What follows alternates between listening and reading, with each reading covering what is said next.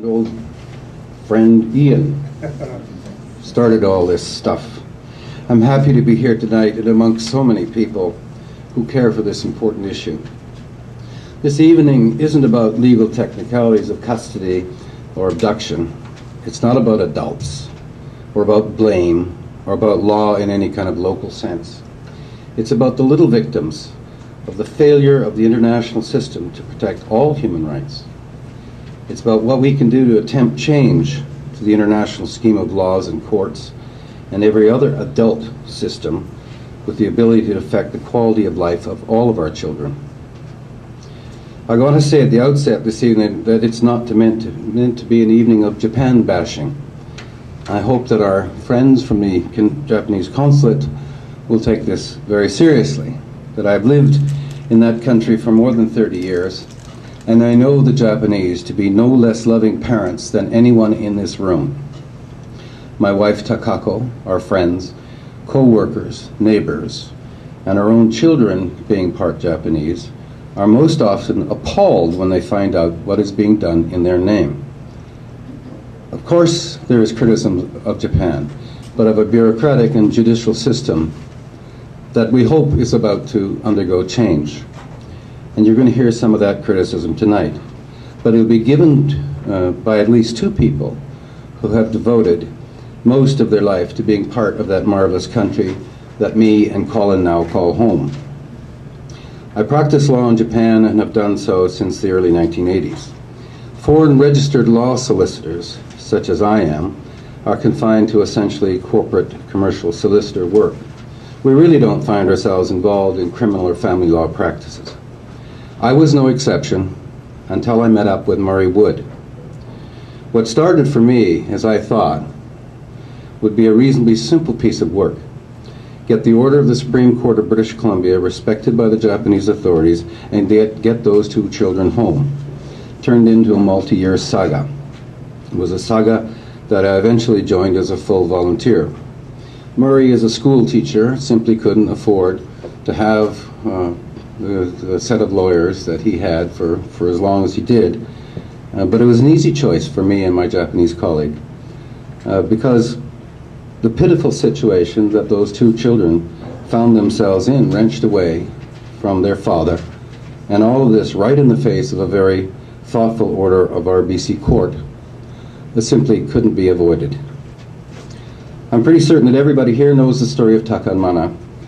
After a very bitter breakup, Murray and his wife Ayako split, and Murray was granted custody of the two little kids. Their mother was, of course, given generous access rights, which she didn't use, and she didn't think that was good enough, because she set about constructing an elaborate ruse by which she spirited the kids to Japan and then proceeded to refuse to bring them home, all of which was contrary to the order of the Supreme Court of British Columbia. That is abduction in Canada. There was, and still is, I think, a Canadian warrant out for her arrest. By the time I was asked to help, the kids had been away from Canada for about a month. Our Canadian embassy consular officials had tried to persuade Ayako to do the right thing, and of course they can only try and persuade.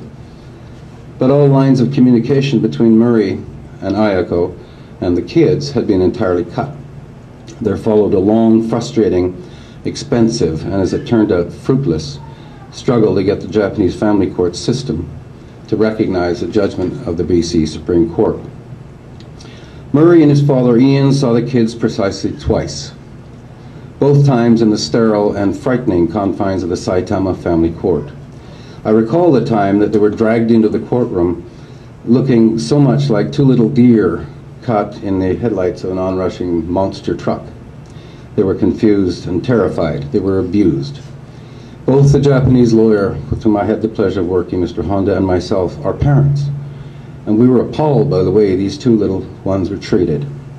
Everything to do with parents and adult society had failed them. They were dragged away from being able to be with both of their parents and shut out from any contact with one. It was the adult system which had failed to protect and preserve the rights of Taka and Mana to have and maintain personal relations with both parents on a regular basis. That's a quote, in fact, from Article 9 of the UN Convention on the Rights of the Child, which, as far as I can tell, is a pretty fair codification of what courts consider important for the best interests of the child. It wasn't long after that experience that I told Murray and Ian over a commiserating beer or three that you're not my client, Murray. Your kids are. Somebody really has to speak up for the kids. They're without blame, they're without experience, and they're without help. So when I look around this room and see what this organization has done over these past year and a half, and I think about similar organizations in Japan, where there are no less loving parents, I'm gratified and grateful that maybe one day we won't see some little frightened kid dragged into a foreign court and abused the way that we saw Taka and Mana treated. Before we get into the rest of the program tonight, let me just talk about some common nomenclature. I talked about the Convention on the Rights of the Child and Section 9 particularly. I think Murray has put some copies of this out for you to look at, and I think it's most instructive. It was signed by Canada and Japan and went into force in 1990. It was preceded by what's known as the Hague Convention, and this is the Hague Convention on the civil aspects of international child abduction. And this is the multilateral treaty, which is the nuts and bolts of how courts seek to protect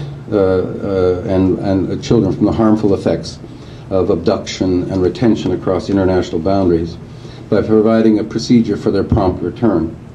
This is the convention that recently we heard before the G8 summit in Japan this summer that Japan would now sign 24 years after it was open for signature.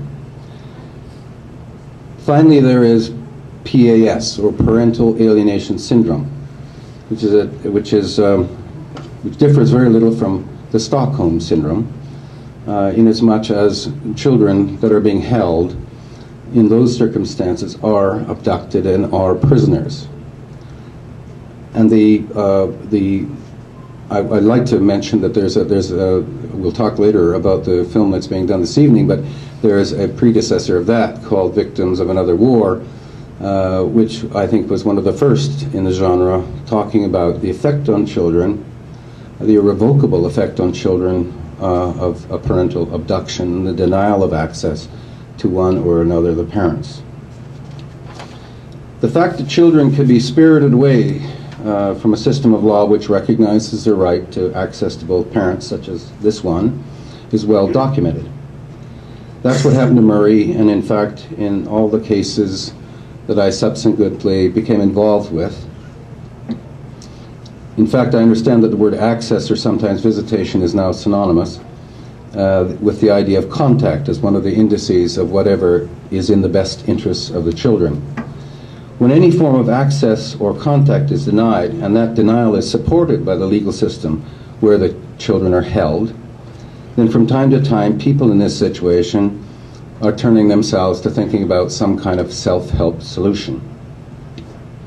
One such solution was taken by Melissa Engdahl, formerly Hawak, who's our first speaker this evening, who's also the spokesperson for the Missing Children's Society of Canada and author of Flight of the Dragonfly, the story of the abduction of her two children to Lebanon, and the courageous story of their safe, and probably from the point of view of the Lebanese family court system, no doubt, illegal return to Canada.